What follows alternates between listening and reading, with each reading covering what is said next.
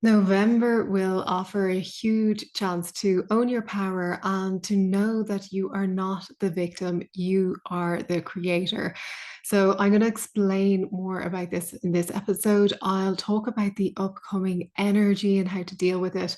I'll also share the astrology key dates for the month and the influence they will have and how to traverse the energy. And I have the angel cards for the month. We're working with the heart and soul angel cards. So let's get into it. So we are going to be given the opportunity in November to explore our edges. So, what does this mean? Well, it's really all about leaning in to discomfort. It's about being with discomfort and not running from it, not denying it, and really just allowing it. So, how do we do this? I remember the first time I did this consciously was when I started the practice of yin yoga. And yin yoga, if you're not aware, is where you hold the poses for a period of 3 to 5 minutes, sometimes longer. And what I found was that at the start, when I was holding a certain pose, the start of it was easy. But then as the minutes ticked on and the discomfort of being in that pose was starting to wear on me. I noticed the inner talk that was coming up in my head. And it was really interesting to observe it because I'd start telling myself, I can't do this. I want to get out of this. Things like, I don't like this, just really interesting to hear the inner conversation that goes on when I was in a position of discomfort, albeit a micro position, because I knew that I was able to come out of it at any time I wanted. But ultimately, at the 5 minute mark, that the bell would go off and I would move on to the next pose. But it was a really interesting microcosm of what went on in my head when I went through the discomfort. Um, Recently, a similar thing, I have been practicing Qigong. And I noticed that there's certain things that are repetitive where you move your hands in certain ways and it's a slow movement. And there's one that I do for about 5 minutes where it's kind of moving the hands in a circular movement and getting the energy moving. But what I find is that I hate it. I don't like it at all. But I do it because it's really interesting to observe what goes on when I'm doing this for 5 minutes and the things that I tell myself during it, but also right before I'm about to do it, the excuses I come up with in my head not to do it. So, this is exploring your edges. I'll give you one more example. So, another thing I've been doing recently is having a cold shower at the end of a normal hot shower. So we all know of the benefits of cold showers, and it's something that I've known for a long time. And I tried it years ago and I thought this isn't for me. I love heat. I am constantly seeking heat. I'm usually cold anyway, so I seek out heat. So the thoughts of turning the shower to cold do not appeal to me. But what I realized was that if I turn the shower up to extra hot, so that's almost unbearably hot, and then turn it all the way to cold, that's a little bit easier to transition into it from that. But what I also noticed, which was really interesting, that the experience of the extreme heat or the extreme cold, without judgment, the experience of the hot and cold is just a difference in sensation. And it's the judgment of this being good or bad or that I don't like it is what causes the discomfort, not the actual sensation itself, if that makes sense. And I think when we're willing to explore discomfort in these ways, when we're willing to indulge ourselves in these moments, um, it becomes really interesting to, well, what is discomfort? What are your edges? Where do you normally stop or shut down or where you don't push through where you maybe could have to achieve that goal or to go the extra mile. And it's not saying that we need to punish ourselves. It's not about that at all. It's about exploring the concepts that we have around what we deem to be discomfort or dislikes. And when we do start to explore that and to explore those edges, then we realize, well, what really is there to be afraid of? Because if we can explore our edges in those safe moments where we have that opportunity to turn the shower off or to get out of the yoga pose or whatever it is that we're doing, then when we get into situations where our edges are being triggered, where we are in discomfort, it could be a work meeting, it could be a confrontation with somebody else, it could be that you experience some bad news in your life, then we're better able to deal with those moments because we know that the self talk, the inner talk, is going to be saying things like, I can't do this, I don't like it, I have to get out of it, or whatever your inner talk is. And you realize, oh, this is just this inner voice that just wants to escape. So the energy in November, I'll talk about the astrology dates in a moment, but it's going to bring up some of our edges, and it may feel a little bit like an energetic roller coaster, but it doesn't have to be. You can ride the waves of the November energy. And the three things that I would point to are firstly, knowing that this too shall pass, knowing that it's just a fleeting moment, and all of those things I talked about, that inner talk that was going on, in 5 minutes or 10 minutes later, there was something else happening, something different, and that moment was gone, and everything is fleeting. So, knowing this too shall pass, even if it seems like you're embroiled in a certain challenge or situation, there's always an end, there's always a passing of it. Secondly, is to shift perspective. So, knowing that you are everything, you're the universe, knowing that you are not the victim, as I said, you are the creator, owning your power. And it's this seminal moment where you shift perspective. It's this cosmic opportunity to really step into your power, knowing that you don't have to play out that victim that maybe you've been surrendering to. Maybe you've been allowing that voice that tells you, I can't do this, to be the loudest voice. And maybe you've given into that and said, okay, yeah, no, I'm not even going to try because I know I can't do this. So it's recognizing that voice in your head isn't the be all and end all, and that you have so much more within you, that you have profound power within you.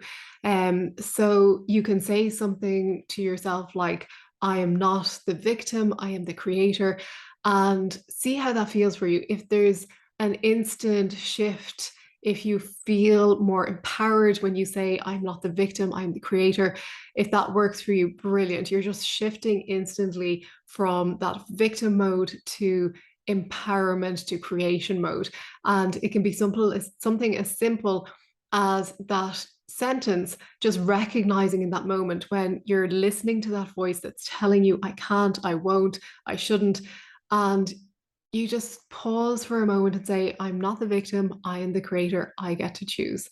So the third point is to explore your edges. As I said, through loving acceptance, treat yourself like that small child.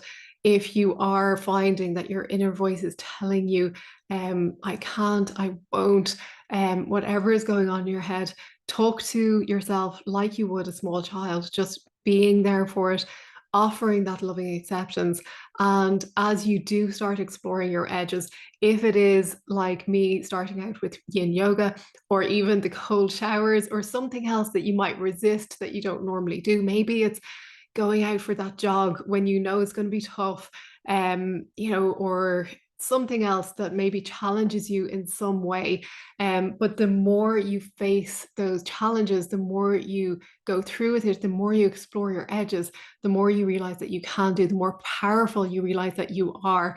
And then you become more powerful in turn. You embrace that power.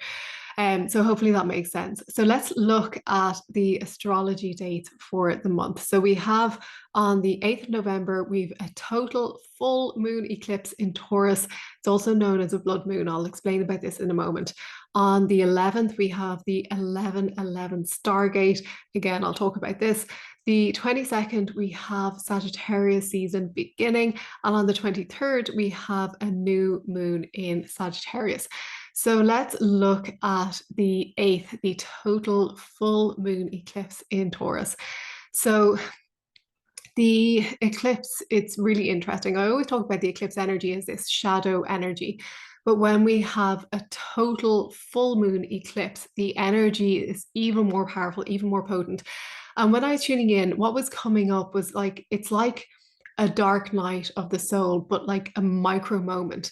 And that can lead to intense healing. And by the way, if you want to know more about Dark Night of the Soul, what it is, how to traverse it, I'll put a link at the end to a video where you can link up to that video because I have video on that as well. So even though you have the moon, which is in its fullness and all its glory, it goes from this brightness to, as the shadow comes across, to the dark. And but then it also traverses from the darkness back to the light. So there's this intense transition. And as I said, this can lead to intense healing. There can be things that are buried really deep that can be released and healed with this full moon. So there's this alchemizing quality to this eclipse. And what you'll find is that when you have this chance to alchemize fear, of course, it's going to come to the surface. It's going to come right to the surface and you will feel it. And the temptation may be to push it back down, to avoid it, to run from it. But I would encourage you just to sit with it for a moment, just to allow it, just to surrender to it, allow the fear to be there, allow whatever it is. And as I said, when we're exploring our edges, if the fear comes up and there's part of you that says, I don't want this, or I can't deal with it, or this is too much, just sit with that part of you, sit with it, and just recognize, well, why is this too much? Why am I feeling this way? What part of me is resisting? And then you will be able to alchemize the fear. It'll pass through you, and you will find that there's this tremendous change momentum that comes from that tremendous healing. So really powerful opportunity with that blood moon. And by the way, it's called a blood moon because there's a slightly reddish hue to the moon with the eclipse. So following that, a couple of days later on the 11th, we have the 11:11 portal, or the Stargate, as it's also called. So what is the 11:11 Stargate? So as most of you know who follow me, 1111 is an angel number that's associated with spiritual awakening. It's about higher alignment, it's about balance, it's about ascension. And the 11:11 Stargate is a little bit like this express elevator that can ascend to the next level of consciousness, the next level of your being, the next frequency level. But if you want to step onto that elevator, if you want to rise up to the next level, you have to know where you're going. You have to have an idea of where you want to go and what you want to achieve. So that could be, on the physical level, it could be a goal or a desire of some sort. On the spiritual levels, it may be to ascend to greater peace, to greater harmony, to greater spiritual oneness. So yeah, just setting your intention. And intention is such a powerful thing. When you focus your intention, it is even more powerful. So if you're thinking, well, okay, I have reached a certain level of spiritual growth, but I want to step up to the next level. I want to ascend. I want to just make that transition to the next level. You can set that powerful intention, and then the universe will meet you. It'll bring whatever is needed to lift you to that level. And also with the energy of the 11:11 Stargate, it's going to open up that window for you to pass through. So it's really a chance to advance spiritually, to connect with your angels, your guides. Really powerful time to meditate, to go within, to manifest heart's desires. And yeah, really just a beautiful gateway that you can take advantage of on the 11th of November. So, following that, on the 22nd, we have the start of Sagittarius season. So, Sagittarius is a fire sign, and we have this fiery confidence that comes with the Sagittarius energy, but it's also complemented by this beautiful, gentle, intuitive energy as well. So, the two can work in harmony, and it can really lead to a lot of growth and really taking inspired action. So it can offer the ability to start anew. And with if you're working with the Sagittarius energy, you can call on the zodiac guardian angels who are associated with Sagittarius, who are Ednakiel and also Zadkiel to a certain extent. So Ednakiel brings the power of vision, of optimism, and the ability to make your dreams a reality. And then Zadkiel can bring these purple rays of transmutation to cleanse heavy energy and infuse his deep blue abundance. So really beautiful angels to work with. And also at the new moon, which is on the 23rd, it falls in Sagittarius. So you really have the opportunity to reinvent your life with this Sagittarius new moon. It's going to bring inspiration, it'll bring new ideas, it'll bring fresh new direction for you.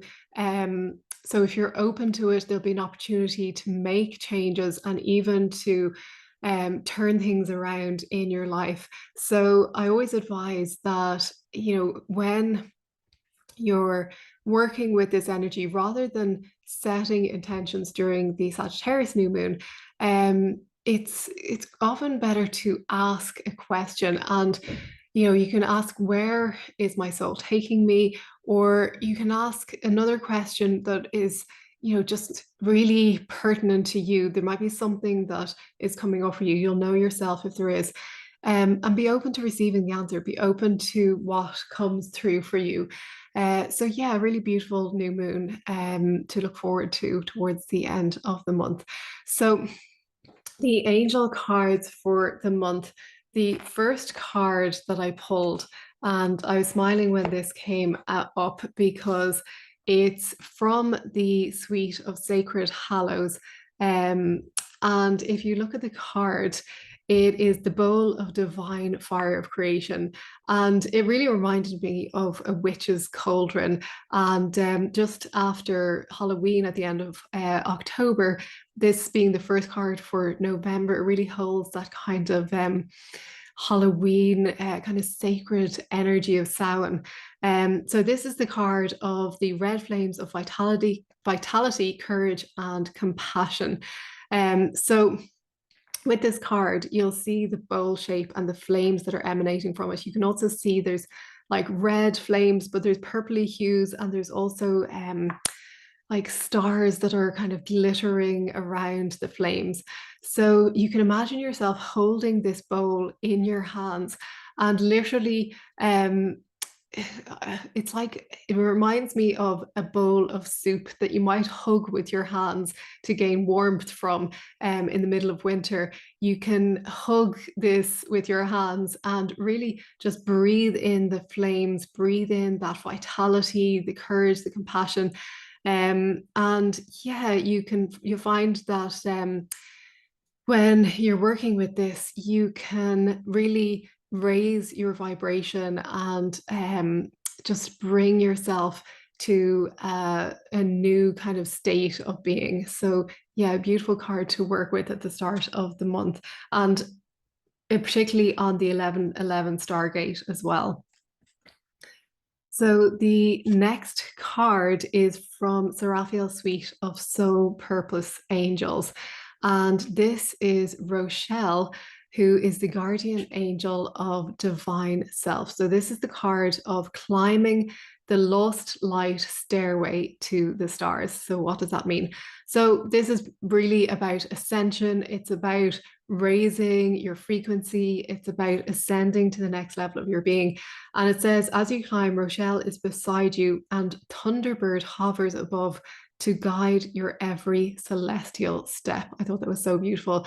So you can use this card if you're on the spiritual path and you're really developing and growing spiritually to help you ascend to the next level. And again, a perfect card to work with on the 1111 Stargate. Also, the new moon be great angel to work with, Rochelle. So you might feel called to work with Rochelle. And then the last card is Pagiel Suite of Heart's Desire Angels. And this card is Parasiel, who is the guardian angel of hidden treasure. So this is the card of breath of life, fire of life, and water of life. So anyone who works with me inside Fiercely Spiritual Family, you'll know that I'm really fond of working with the angels of breath of life, Ariel, fire of life, Uriel, and water of life, Fuel. And this card is bringing all those together. And if you're working with Parasiel, you can use the elements of breath of life, fire of life, and water of life to heal your body, to heal your mind, to heal your spirit, and also to work in harmony with the forces of nature and Mother Earth. So, another beautiful card to work with, and particularly during the full moon or the new moon phase, you can call on Parasiel. But you can also work with these angels at any time of the month. But these angels are going to be helping us during the month of November to really step up and to ascend to higher levels of being. So yeah, really positive. Obviously, there is that kind of roller coaster energy that I talked about, and that dark night of the soul, that micro moment with the eclipse energy. But it doesn't have to be something that is keeping you in discomfort. It can be really a beautiful transition if you allow it. And as I said, that shifting of perspective will really help you to do that. So I hope this has helped you. As I said, there's a link to that video for Dark Night of the Soul if you want to watch that as well. And yeah, I will see you very soon for another episode. Thank you for being here. Bye bye.